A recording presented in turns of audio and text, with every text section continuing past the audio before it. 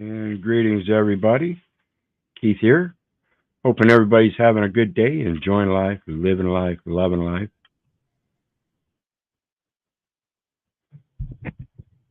And we are here again tonight, going over some information. Tonight, we want to get started in with the Universal Postal Union's final protocol, a series going over some of their documentation, um, specifically as they relate to the protocols, which are um, if you look at it as the Constitution of the United States, you got Article 1, Section 8, and then clauses, it would be the sections of the articles of the Constitution of the Universal Postal Union. So the protocols are the same thing as the sections in the Constitution of the United States. And then you have the clauses, which are the contract terms and conditions within, specifically, particularly, or generally. And this is what the U.S. Code and Code of Federal Regulations is. It's the commercial contracting, and that's done through the United States, which federal government, which is the political body and not the corporate body, is the go-between between the judicial, which is the international forum. So we're going to go through that, and then we're just going to get touched on that tonight because first I've got a couple other things I want to go through before we get into it. And the first thing I wanted was a video I came across today. You know, I like to watch the various different audit videos and things that expose things about corruption in the system.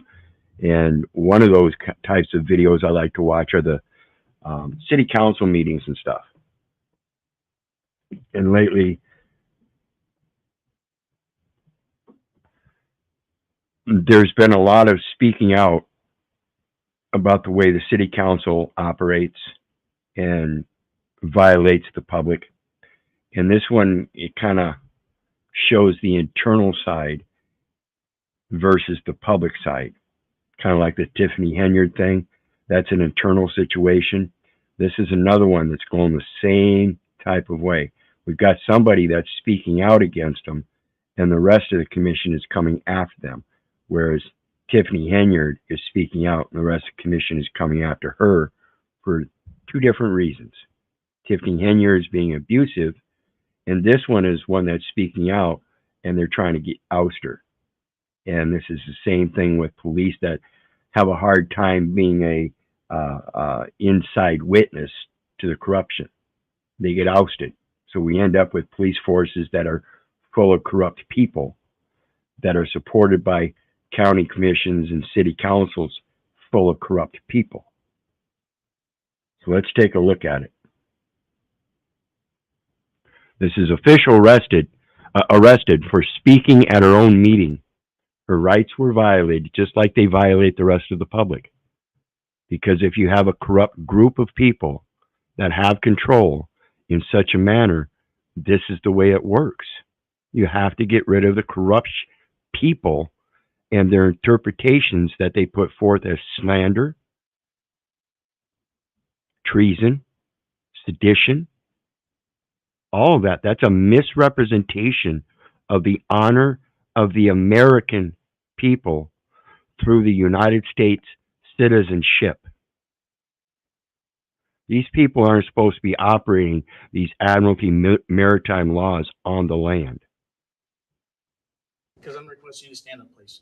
We're not going to deal with this. You're being very disruptive. You're disrupting the meeting. I'm not. They're specifically naval contracts, again, extending from the Royal Navy and the Royal Houses for their labor union, Universal Postal Union, for all accounting, financial accountings that have to have insurance and taxes. An elected official arrested and escorted out of her own meeting by police while criticizing the county sheriff. This happened in Trumbull County, Ohio. Nikki Frenchko was arrested by two sheriff's deputies during a July 2022 commissioners meeting after she was critical of the county sheriff, Paul Monroe. The deputies told Frenchko she was disrupting the public meeting. She was removed and handcuffed with her later finding out that her fellow commissioners were the ones that called the cops on her. While the charge was later dismissed, she immediately filed a federal lawsuit. This week, a judge ruled that her constitutional rights were indeed violated. Stand up, ma'am, please. Stand up. Disrupting a meeting? That's correct. You're being disruptive. Stand up. She's being disruptive because she hurt the sheriff's feelings. She hurt the sheriff's feelings as one of the members on the board. The very people that the sheriff gets his empowerment from to represent the public, the people that voted him in an electoral vote. That man is committing treason through the use of his other people. That is conspiracy. And if anybody can think that they can prove me wrong, she's like it says, a judge has already ordered that her rights were violated, even as a public servant. They are real for the public servants. The votes are real for the public servants. You don't have to vote.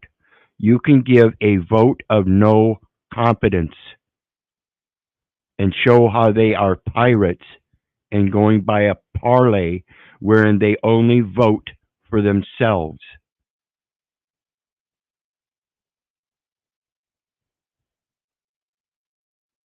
You can be removed for You being stand up disruptive. now. Put your phone down, ma'am.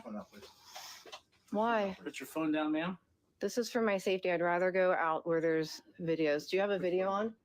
You look at this sheriff, this big sheriff's deputy standing there. He's got his tats all up, got a nice naval watch, probably some kind of military style watch with all the good gadgets and stuff. And he doesn't look too comfortable. His body language with his arms crossed. You know how normally they got their arms on their belt, on their over top of their gun, and their left side and right side both something on their belt, and their arms are winged out and they're all puffed up. He doesn't look too comfortable. I think he knows what he's doing is wrong. I do not. No. No. Oh, no. Down. You're now under arrest for disrupting the public meeting. If they can do this to me at an open meeting in broad daylight and violate my rights like that, it scares me to think of what they would do to someone else behind closed doors or in a dark alley. This is not Vladimir Putin's country. This is not Bashir al-Assad's country. We do not arrest our political opponents because of something they said. And that's what is treasonous and seditious about it. Again, they're violating her contract as a speaker for the people. Therefore, they're violating the private rights of the people and her contractual rights as a representative of the people. So that is both treason and sedition. Queen City News Chief Legal Analyst Khalif Rhodes joins us now with his insight on this, frankly, disturbing case. Yeah, and Khalif, first off, explain that law that she's accused of. Frankly, Ohio has a disturbing. weird law. It's a misdemeanor to prevent or disrupt a lawful meeting. And the law prohibits obstructive conduct or speech that outrages the sensibilities of the group. And so they're pointing to the comments that she made about the former sheriff of the county. Because an inmate had died and they were going back and forth about it. And the one commissioner gave her an opportunity to roll back her comments and she pressed forward. And so they went and used this law to remove her from the meeting, which seemed to be extreme at the very minimum. And at the most, it seemed to be a constitutional violation. Yeah, so you agree with the judge's ruling here, even though this happened a year and a half ago and we're now just kind of hearing about it. 1,000%. I often talk about how speech is not free, that we have folks that fight for our speech in this country, but we forget that why we have free speech in our constitution is extremely important, because at one point you were not able as a country, as a citizen, to say what you want. We had a whole war of it. And then at some point, our founders decided that what's extremely important is that we allow people to say what we want to be able to say in public forums without the opportunity to be arrested or to be silenced. And we've seen this attack on free speech We saw it in Montana with the transgender congresswoman there who had the opportunity to say something and her colleagues attacked her. We saw it in Tennessee where those elected officials were saying something and they got reprimanded, they got removed. And so there is an attack on free speech, not just for individual citizens, but for elected officials. And so I think the crazy point about that is while we're at an extremely divided country right now, her attorney was a Democrat. And he listed as his reason for defending her because she was a Republican. He said it doesn't matter about partisan lines. This is a constitutional violation and it's clearly wrong. I was glad and happy to see that because normally you see folks sticking to their side and acting like they can't stick up for what's right or what's wrong. This is a clear constitutional violation. And let's talk about the arrest if we can for a quick. Notice they're all saying this is a clear violation. Now, how much kahunas do you think that sheriff has if he's going around blatantly doing this? He's either got kahunas or he's real fucking stupid. Well, Second. I you know, these commissioners, they got a whole lot of power in these communities, so you figure that they're running wild. Well, yeah, and you're talking about the master commissioner, and that's what I've been looking into. I'm wondering if that's not the same thing as the county commissioner. So no, here in Kentucky, it's Master Commissioner Finance and Administration Cabinet.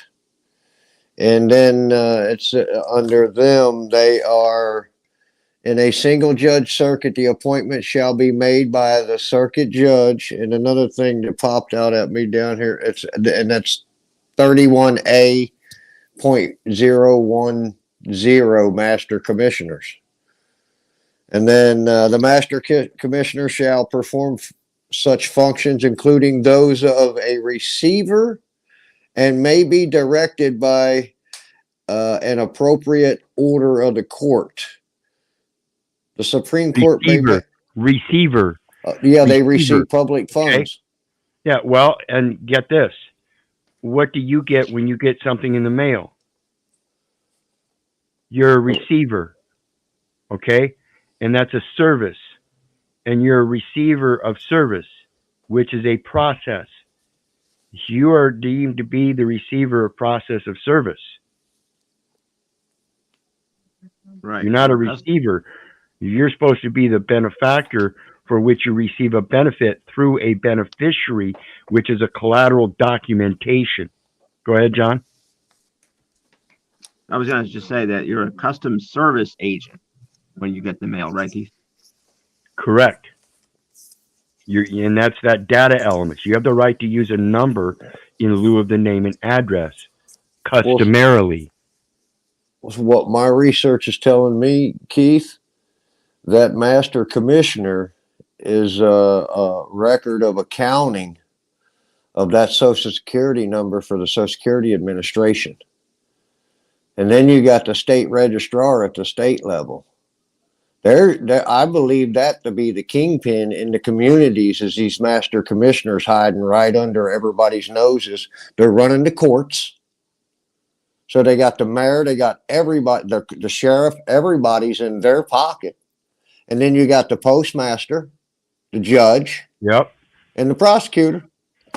Yep.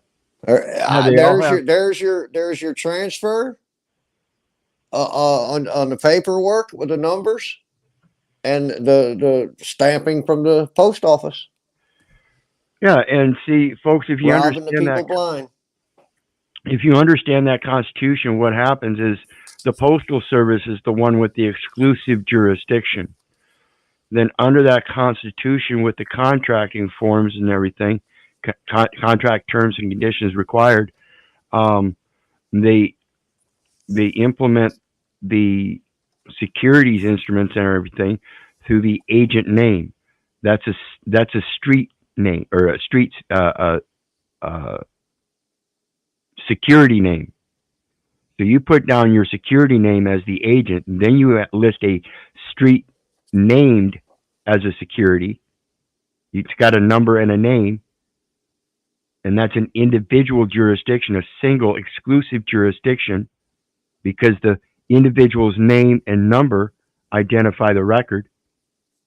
And then you have the expression that it's a contract in trust, the city, state, and zip. If you don't understand how that exclusive jurisdiction is handled through interlocal agreements, the simple contracts, you made an interlocal agreement with that postal service by giving them an address change form. Or when you turned 18, you filled out an SS5, you got a driver's license or a state ID, you filled out an application for employment and got a job, and then turned around and gave the address change, showing that you're an adult living on your own now. You made the interlocal agreement for exclusive jurisdiction. That's the same thing they're doing with everybody else. They're granting everybody that uses that address exclusive jurisdiction for their jurisdiction, to impose their jurisdiction in the exclusive jurisdiction zones. Zoning improvement plan to stretch the zone out across all lands and waters. It's crazy how they got this all set up, man, and it's right in front of everybody's faces. Well, we're going to show you something here in a little bit. There's a Kathy Robinson here that holds all these little CPPO and CPPB and NIG, all of these things. And they're public managers and capital purchase programs and career program planning board and chief plant protection officer. They control they control the local municipality, and the local government here controls everything right through this master commissioner and stuff. Yep. Everything's done through contracts, interlocal contracting. And it's just a matter of who's got a contract with who. But those contracts, you got to remember, are in trust. Again, it's a real estate investment trust as held by the Postal Realty Trust, Inc., through the United States Post Office and Postal Service, the registered agents of the Global Postal Trust Services. And that's a military unit that poses selective services. You can select services. That's all it is. It's a contract. Yeah. So, let's get back to this video. But what? No, wait. Well, all right. Go ahead. Well, like, see, from what I gathered, that master commissioner receives the public funds. Yeah, but how about the county commissioner? So when we were talking, treasurer. When we were talking, the county treasurer, the county commissioner, and the county's risk manager. It's insurance, taxes, and a clerk to make it all happen.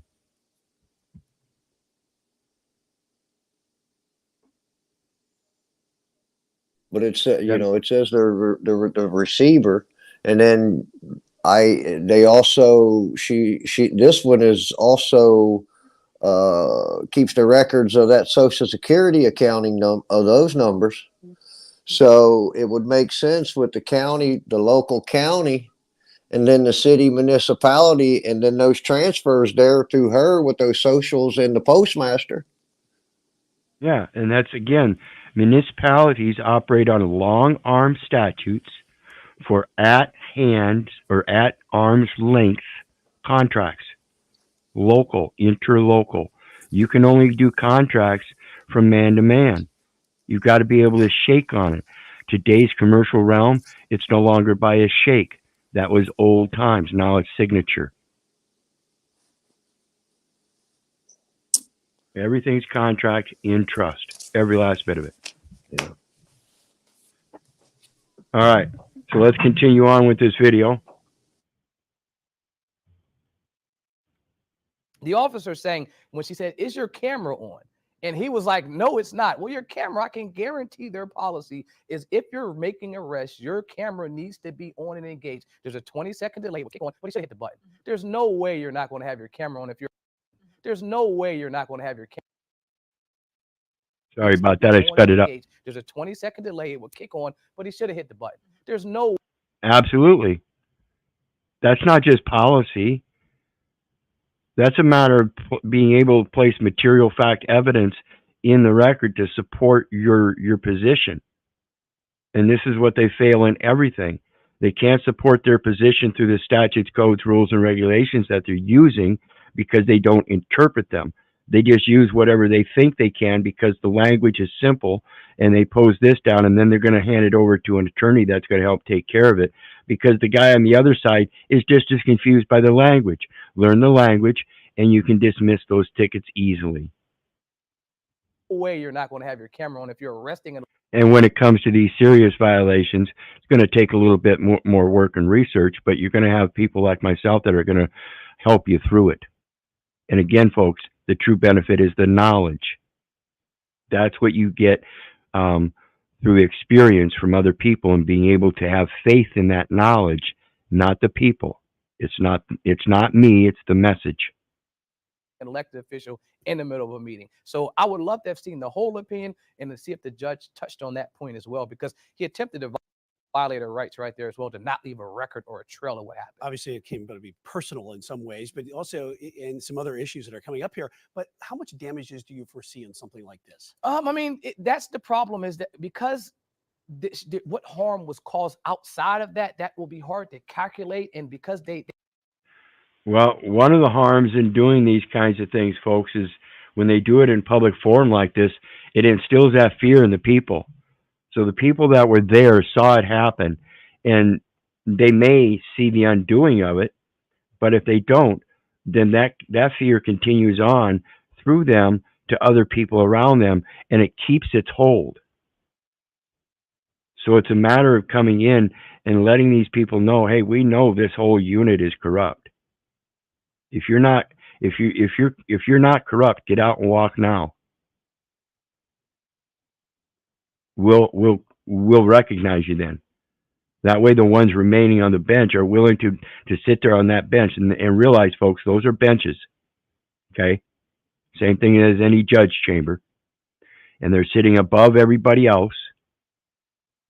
And then in order for you to have a standing, you have to stand at a podium.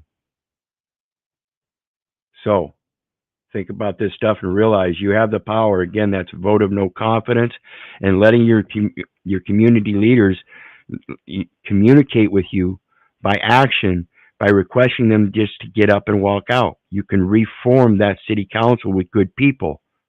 The ones that remain are admitting they are corrupt. They have not expressed what damages she received. I was not able to see that. But what I can tell you is the point was already proven, regardless of even if it was a monetary amount of a nominal fee of $1. The fact that the judge says that's not what we do in this country. And that's a very powerful point right there. Fuck the dollar. Okay? It doesn't matter how many. It's a time to put a stop to this shit. There are people that know what's going on. Some of them do sit on those benches, and you need to learn how to discern the differences. I'm not against all judges. I'm not against all police. I'm not against all authority, only the corrupt ones. Political adversaries and allow them to be arrested because you disagree with their comment. That's a problem. That's not what this country was built on. And again, it is a political problem, like it's mentioned, because again, it's the sheriff that's enforcing this. And the sheriff is the one that gets elected by the people. So it's the sheriff showing the people that they need to be fear of him. And he's the one they voted in. Like the plastic straws with paper wraps, you know? If you don't put something good in there, it doesn't matter. They're just going to keep switching one for the other, and it's going to look like a solution, but it never is. I'm glad that the judge did that, and I'm glad she stood up for herself and stood up for other folks and then filed this claim against folks that were completely wrong. Kind of an example of what to do in a situation should you find yourself in that. And the charges were ultimately dropped, so we'll have to see what happens with that lawsuit. Depressing. This right here, sad. All right, Khalif Rhodes, thank you. And as for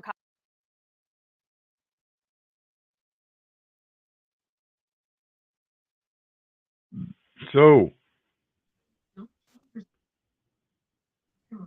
Yeah. In my state's the only one without a sheriff. Connecticut. which one's that? My state of Connecticut, we don't have a sheriff here. You've got a constable. Yeah.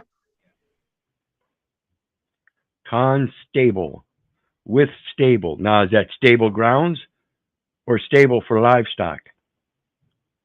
See, there's still ambiguity. You got to figure out what that term means. So anyway, yeah, that's the beginning of our stream tonight. As it relates to, like I said, those contracts and everything. And these people don't know the first thing about contracting, evidently, and how they work. And that's what the Universal Postal Union protocols are about, is the sections relative to the Constitution of the United States. It's the protocols, which are the sections of the Universal Postal Union's Constitution, which the Constitution of the United States is an indenture. It's an underwriting. That's an insurance contract. So let's look at the next one. And the next one I want to speak on is because that insurance contract is an earmarking. And let's look what earmarking means according to Investopedia. What is earmarking? Earmarking is the practice of setting particular money aside for a specific, special purpose, per the position. The term can be used in several contexts, such as in congressional appropriations of taxpayer funds. Congress shall lay and collect taxes, duties, imposts, and excises. They're all taxes. They're all forms of taxes. What are taxes? Gifts. That's the only thing they appropriate. Gifts. To the individual practices, like mental accounting. You're the one that's giving them the accounting because of your mentality. So what is mental accounting? Notice, just like in the U.S. Code and CFR, if you have a blue line highlighted item, you can click on it. It brings you to another link. And it says, mental accounting definition, avoiding bias. I'm telling you, folks, you have to create the bias to show them what a greater truth is, to bring them up. Otherwise, avoiding bias means you're going to subject yourself to that lower standard of fractional reserve notes. Reserve. You're going to reserve a higher value in a lesser value system. Mental accounting refers to the different values a person places on the same amount of money based on subjective criteria, often with detrimental results. Mental accounting is a concept in the field of behavioral economics. They are targeting your activities, your actions. And so when you are a child and you scream out for all that sugar that you like, and you don't have a mama or a daddy that will tell you no, the stores will conveniently place all of their sugar candies on the lower shelves so the kids can see it, so that while they're in public, they can scream at their mommy and daddy and act like little tyrants, and mommy and daddy cuck to them. Say, okay, here we go. We'll get you this candy bar. Stop it. Developed by economist Richard H. Thaler, it pretends, intends that individuals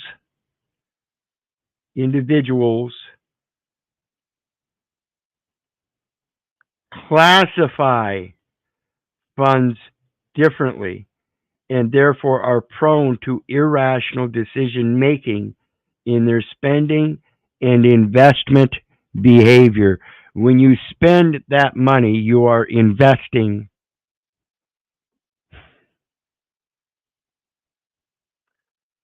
Mental accounting a behavioral economics concept, recept, precept, incept, introduced by Nobel Prize winning economist Richard Thaler, refers to the different values people place on money. Mental accounting often leads to people to make irrational investment decisions and behave in financially counterproductive or detrimental ways, such as funding a low-interest saving account while carrying large credit card balances. If you're a creditor under the nations, why do you need a savings account? Because you think you're in debt or will be in debt in the future, because you don't recognize that you are the creditor and therefore shouldn't be saving anything, but actually extending credit as the investment. To avoid the mental accounting bias, individuals should treat money as completely interchangeable, no matter where they allocate it, whether to a budget account, everyday living expenses, a discretionary spending account, or a wealth account, savings and investments. So let's go back. Now that you get a concept of that, the earmarking is your own earmarking. But what you're doing is you're using other people's definitions instead of comprehending the meanings.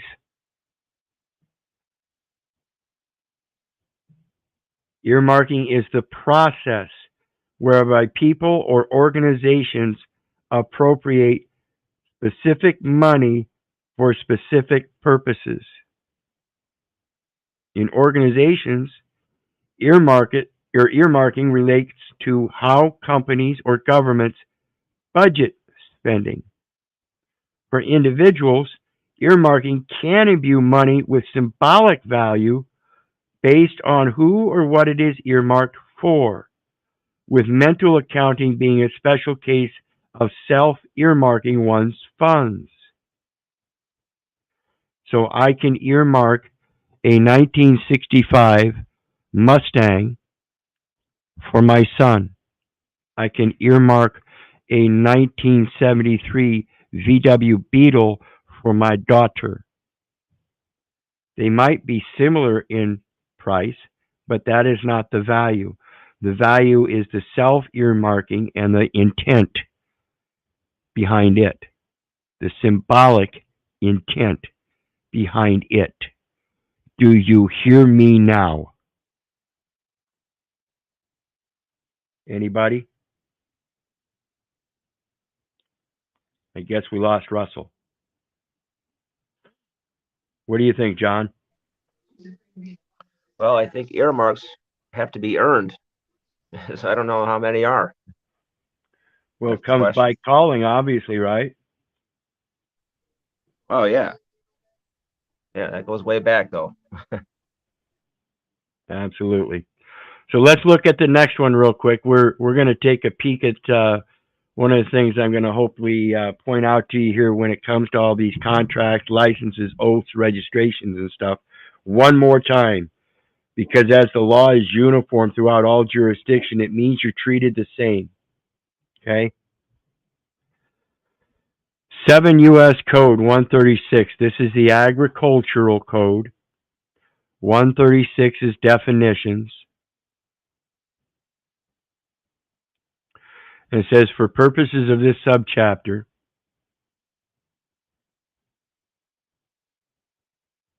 there's adultered. Remember what pollution is? It's an agriculture and environmental protection thing that they're working on. Okay? So everything relates to agriculture. And it says animal. Means all vertebrate and invertebrate species, as in special and specific, including but not limited to man and other mammals, birds, fish, and shellfish. Not limited to man. So what's the difference Because if I ask, let me show you guys that definition there just so you know. And this is 7 U.S. Code 136.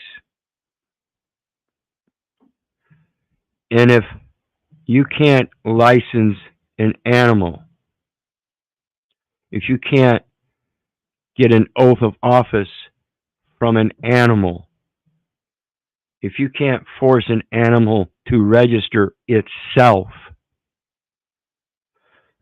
then what's the difference between the animal and the man when it comes to agriculture and the conversion of that agriculture, the labor, the physical labor that comes from the agriculture and its value, to a commodity and its value system?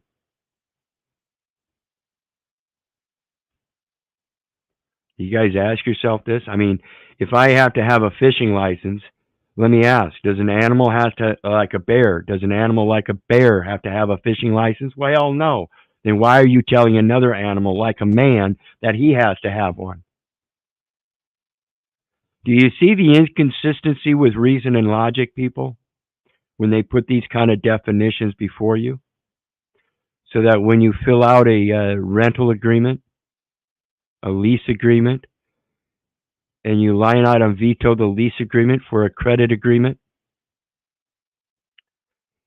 and then they have this thing about deposit for animals, but they're exempt for service animals. What service are you providing, you fucking animals? Don't you get it? And I think all mortgages are backed by the Department of Agriculture. Absolutely. And the Department of Agriculture is what backs the Federal Deposit Insurance Corporation. It's what backs all insurances. The Federal Crop Insurance Program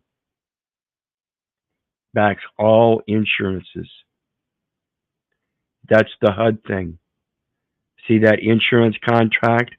Again, folks, it's condemning the land of its natural use. No matter what plant life, microbial life, organic life, or anything already lives on it, they are condemning that life so that they can pave over it for their commercial purposes, their commercial intent. So let's take a look at the next one, because the next one I hope will show you that there's something amiss in these misclassifications, these variances from categorical pre-treatment standards that are fundamentally different in nature. And again, it's not them, it's the categorical pre-treatment standards that you classify yourself under because you don't know there's a fundamental difference in nature that would change those standings. This one here is 5 U.S. Code 552 Public Information. And what it is a U.S. code. And then down here, it's going to give you the U.S. code. But again, there's a blue line highlighted if you go over to notes. What is a note? It is a promise.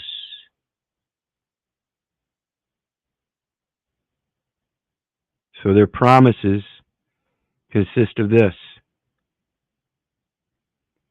In subsection B3, the words formulated and are omitted as surplusage. In the last sentence of subsection B, the words in any manner are omitted as surplusage, since the prohibition is all inclusive. Okay, so when we think about the contract, that Constitution of the Universal Postal Union and the protocols is the sections. So now here we have a clause. It's a note put onto it showing a clause of differences. When we click on here, it says findings and declarations.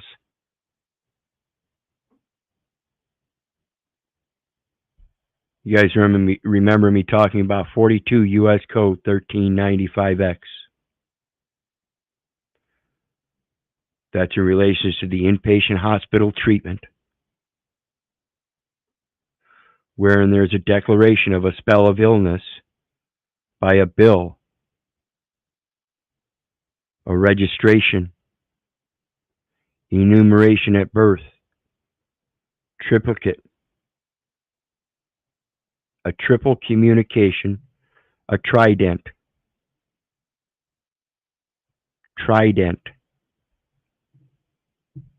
triple communication verifying a declaration of what was found in a foundling hospital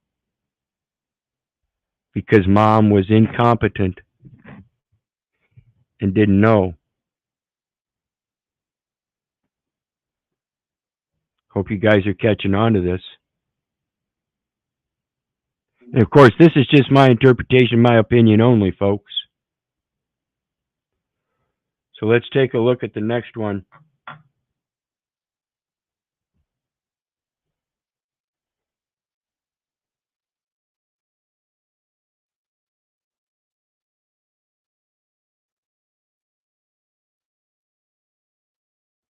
I think it's this one.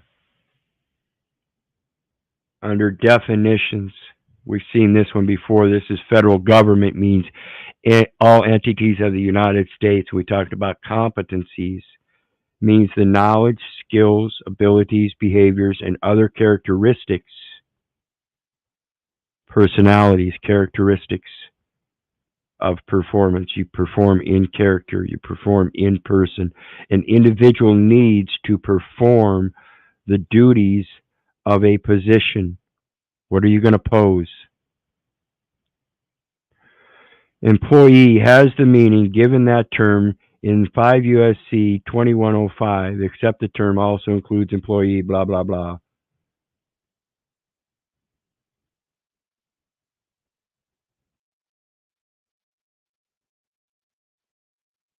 Employee.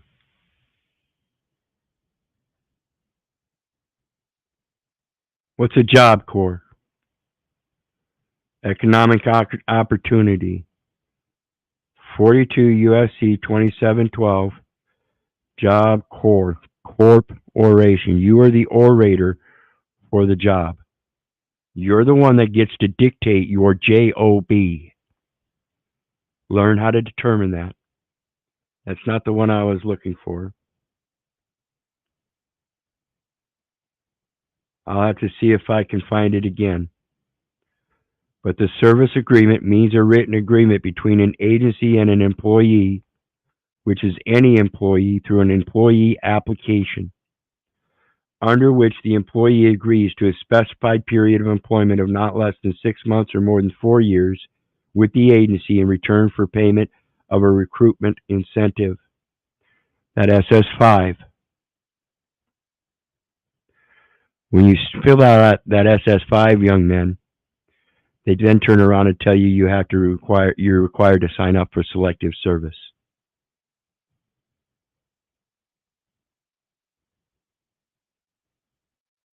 Let me go back. Maybe it's this. Let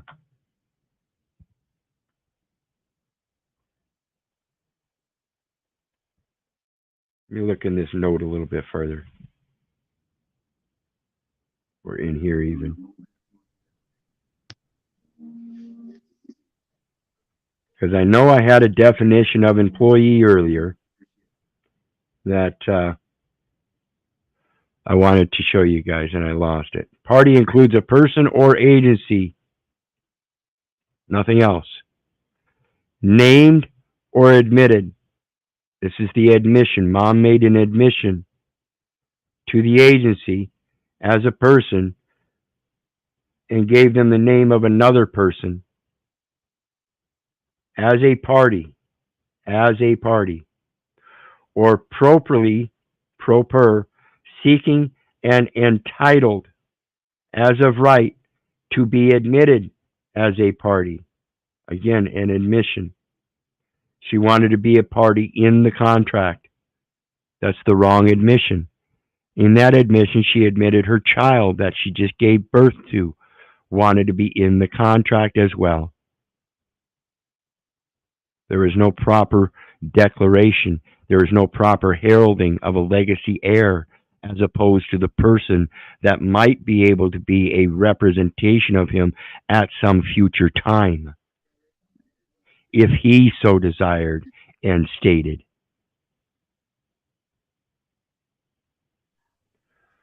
So Right, anyway, and the legacy is on your father's side, right? correct. And this is why I keep telling people, if you truly want to go after the material existence, pay homage to the mother, the seventh Sabbath, or the Sabbath to the mother every 7 years. That's where you get your material gain, is from her. Heal thyself from her.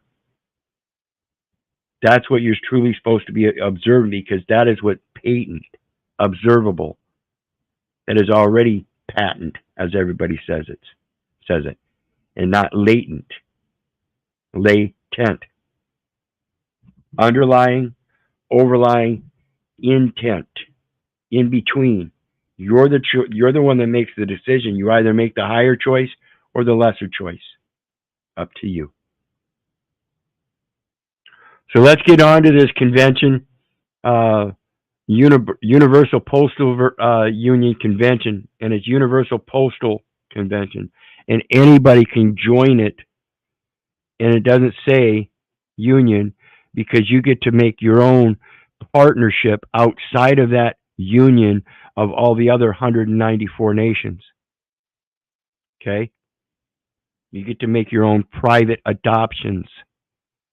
Pay attention. And this is going to be in accordance with the Constitution of the Universal Postal Union and the acts therein.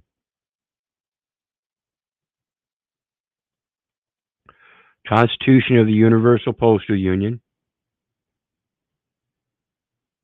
and the Universal Postal Convention with Vent Ion. This is your speech with speech. So when you adopt it and you do your line item vetoing, your acceptance, your conditions, then that's an offer and acceptance, and you want it ratified by handing it back to them for their continued agreement in honor of the instrument that they put out in the public as an offer to all people. All people. As we go down, we see Constitution of the Universal Postal Union, amended by the 69 Tokyo, 74 Lausanne, 1984 Hamburg, 89 Washington, 94 Seoul, 99 Beijing, 2004 Bucharest, 24th Congress, 2008, 2016 Istanbul, 18 Addis Ababa, 2021, the new one, Abidjan Additional Protocols. And we're going to see a change here because it's been updated. You guys have heard me speak about the freedom of transit. It's guaranteed throughout the entire territory of the Union. That's the special maritime territorial jurisdiction of the United States under 18 U.S.C. 8, which is a clause under the section of the Constitution. Okay? As part of the U.S. Code, it's a clause under the Section 8, Article 1, or Article 1, Section 8, Clause 1 of the Constitution. It is the indentured contract portion of that. So the table of contents, preamble.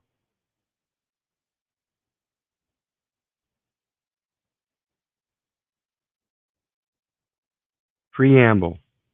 With a view. Observation. What is patent? You can see it. It's clear. Doesn't need to be clarified. It's there. To developing communications between peoples by the efficient operation of the postal services. Again, it's a military operation. Royal Navy on down through all admiralties of naval forces. Admiralty is the people of the land. that put captains on their Navy vessels of the postal services and to contributing to the attainment of the noble aims of international collaboration in cultural, social, and economic fields. Notice the economic fields is last.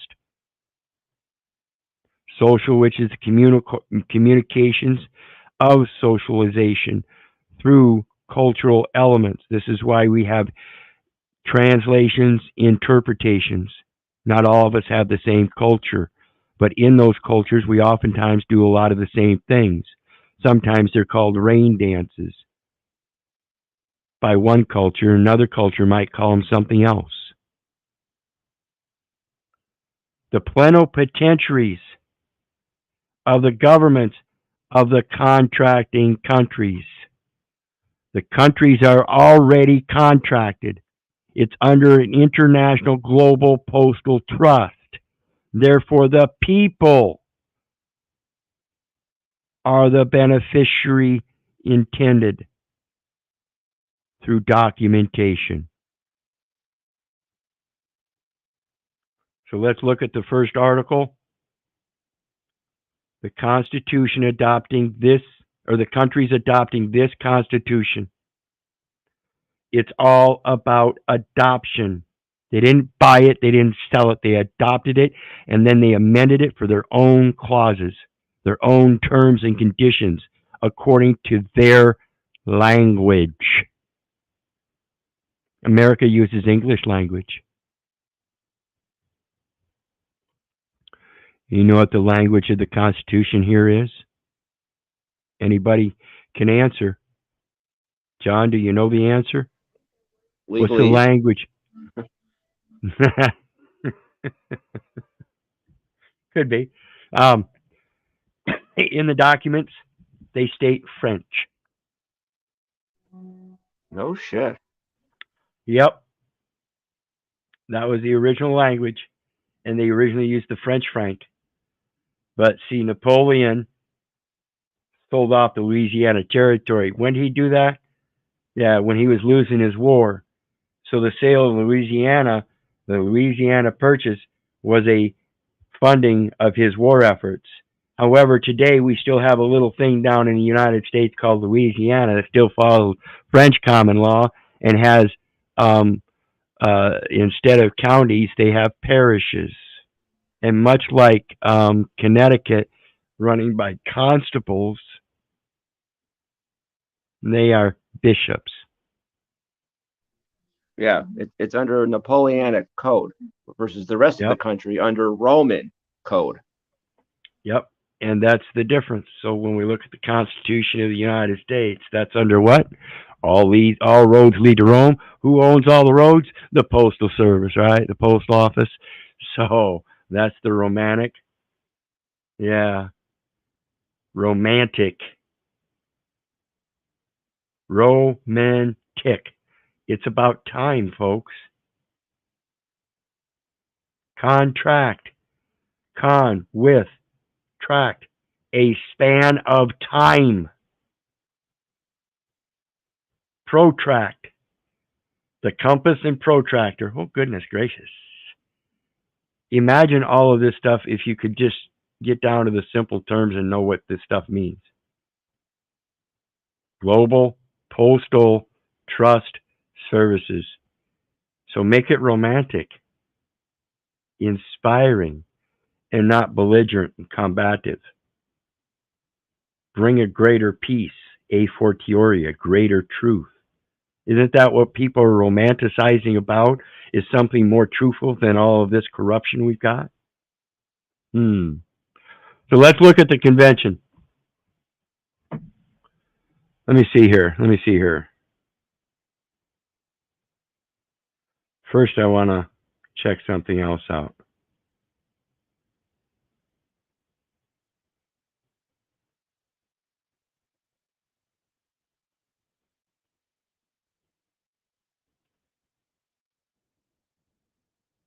Okay, that's not it. So let's keep going here.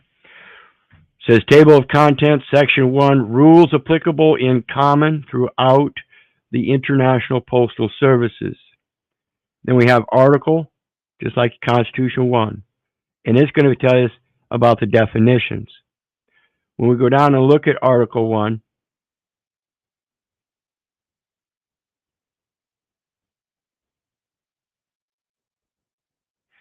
it's then going to be broken up into clauses. On the other side of the 1, it's a decimal system of record keeping. Decimal, 10th, th. It's a gift system. You can tell by the enumeration it's a gifting system. Learn how these styles of numbers and grammar of letters and words and stuff works. So you see all the different clauses under the article of section 1. Then it says, section 2 is designation of the entity or entities responsible for fulfilling the obligations arising from adherence to the convention. Okay? And this convention brings forth no violence. And this article, section 1, is under the same Constitution, Article 1 of the Constitution under its organic provisions, scope and objective, observance, objective. The countries adopting this Constitution shall form under the intergovernmental organization entitled the Universal Postal Union, and it is entitled the Universal Postal Union under the Global Postal Trust Services for contracting intergovernmental organizations to follow this set of codes. A single postal territory for reciprocal exchange of postal items. First, let's talk about the items being commercial and their postal items, meaning they can be posted publicly. So it's a public issue, whereas this is an offer to people, so they can encompass it in both public and private capacity. Okay? In that, there's an exchange which is reciprocal for a single postal territory. 18 U.S.C. 8, special maritime territorial jurisdiction, and it is exclusive. This is why the United States Postal Service has exclusive jurisdiction under the Constitution of the United States, Article 1, Section 8, clauses all the way through, with the exception of Article 8 for intensive purposes of the private and public. When we look at that Article 8 or Clause 8 under that United States Constitution, is about creator content. That's the Treaty of Berne, protecting all literary and artistic works. And you have the right to claim a value publicly or a private value. And then it says, subject to the conditions specified in the Acts of the Union and any additional protocols thereto. Herein, collectively, see how these terms keep coming up all over the place? All they're doing is collecting data elements. Now, you can give them specific data elements that are special to your species.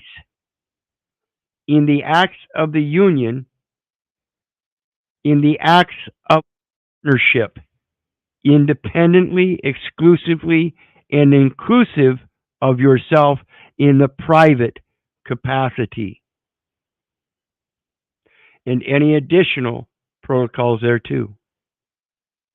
So they already have an Acts of the Union, and you can add onto it your special conditions by offering acceptance that make sense, John?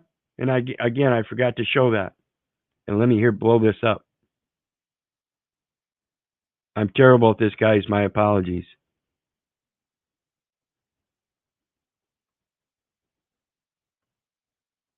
Any response, John? Yeah, you have to. If you don't give them instructions, they'll make their own.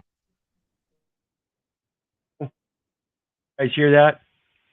You are giving them instructions. You're just not giving them a biased instruction that will allow them a greater truth and not only be a benefit to you, but to them as well. You have to comprehend this. That's your cup welleth over. You have to bring that knowledge. The knowledge is the benefit, and it's good for everybody. You're not supposed to hold it against them. Forgive them, for they know not what they do. Let me help redeem them through knowledge. That's the true gift. That's the true benefit. That's the true unique tool and weapon.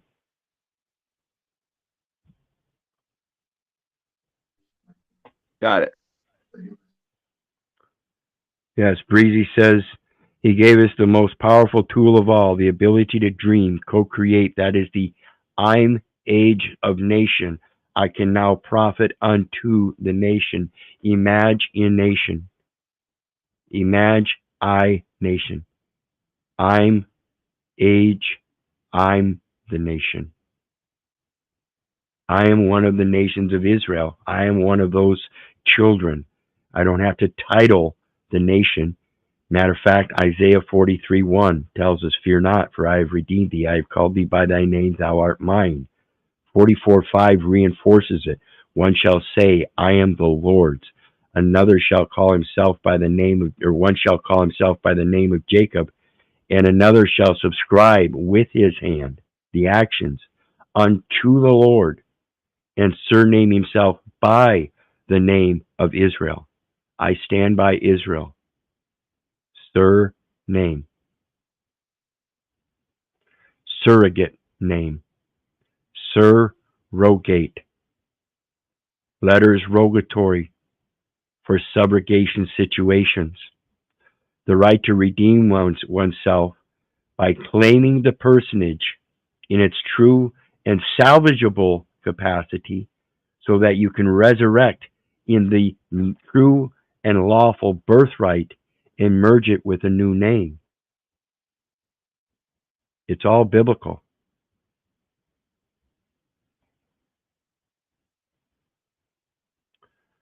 No, the UPU is the UPU, Universal Postal Union.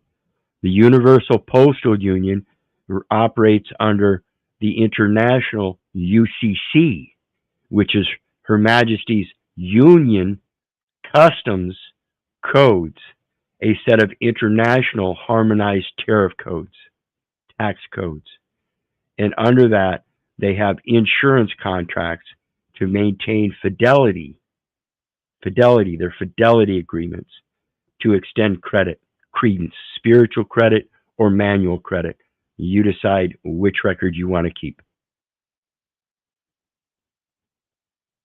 And that's versus the Uniform Customs Code, or the Uniform Customs Codes at the international level, which is the taxes and insurance, which is what the Uniform Contract or Uniform Commercial Code for contracting is subject to. That's why they're requiring you to pay taxes and insurance to be involved in intergovernmental contracting. You're not supposed to.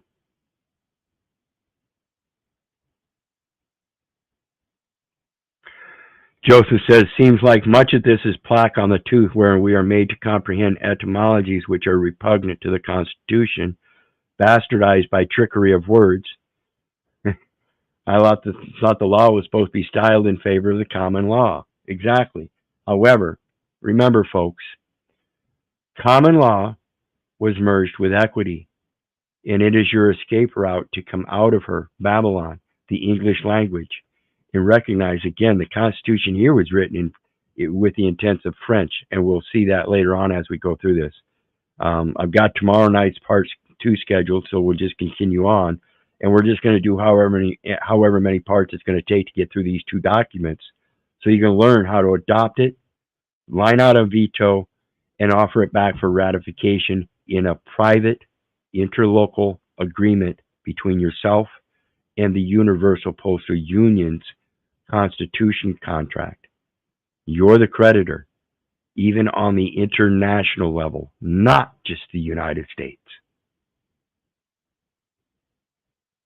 And so when common law was merged with equity, remember, common law is the supreme law of the land, and the Constitution of the United States is, in fact, a contract in trust. So it's a contract based on English. So you still have to learn the English contracting, but the equity side is the trust. So you get to merge it with trust law, which is scripture. That's that triplicate. Remember, I mentioned the triplicate. So with that, I think we're going to be done for tonight. I just wanted to introduce things as a concept that the constitutions, folks, they're all public offers to adopt, line out a veto, and amend to your specified conditions based on your terms, that you have to be able to coincide with their terms. They give you their definitions, look them up, find out what they mean, and give your opposing side of it that is equal, showing that you hold an equal station, that it's not going to be out of balance, that you agree with their term, but on the private side, you have the access to this device, the Constitution of the Universal Postal Union, to extend credit, as its Article 1 statement says, freedom of transit is guaranteed throughout the entire territory of that union, which is exclusive to my private contract, and private contracts can't be interfered with, even by their public contract. Understand this stuff. You got any questions there, John? No, I'm just seeing that it's our level of skill which dictates common law too. How much we understand the law and how much we understand the codes. I think that's well, yeah, and that comes down to that. That comes down to that English again. See, we've been taught a bastardized English through this public education system, and if you go back and learn the concise English, that's going to help you a lot. The next one is the King James Version of the Bible, learning how to interpret the various different scriptures among themselves as they're told through different eyes, and of course written by different eyes. Again, it's the like wording that repeats itself is going to give you the ability to discern what in those statements is most accurate. Curate. CU, rate. CU is copper. The copper rate. The percentum. That's why everything's broken down in pennies. That's the millage. So anyway, with that then, if you've got no final words, Don? Nope. Good show. All right. Thank you kindly. Thank you for showing up. And again, we'll go over some more stuff again tomorrow, prior to getting into the writings. I've got another video I want to go over real quick, and maybe a couple shorts, and then we'll get into the writings. And I want to thank everybody for your support. Remember, Universal Postal Union, the Global Postal Trust Services, that's the true P.O.P.s. Post Office Protocols. You are, in fact, your own post official. Okay? Office of P.I.G.S.C.U.N.T.S. You're going to give a benefit. P.I.G.S.C.U.N.T.S. in fidelity, a peace agreement, a treaty to protect literary and artistical work, articles. You get to create your own articles in terms and conditions. You get to adopt theirs and amend them. Learn how to do it. You are that creator, and you can use other people's works to do so. Again, look at the Constitution of the Universal Postal Union and their copyright and disclaimer. It's the first thing on my site, folks. And with that, again, I want to thank everybody for your support. Please hit the like, share, and subscribe button. There is a PayPal button down below for anybody that wants to share some love. And again, I could certainly use it. All is well appreciated. And may you know that I love you, but I don't give a rat's ass whether you love me back. And that's to say, I don't care if you hate me. Keep growing, and one day you may learn to love me. In the meantime, may God bless you, and have a good night.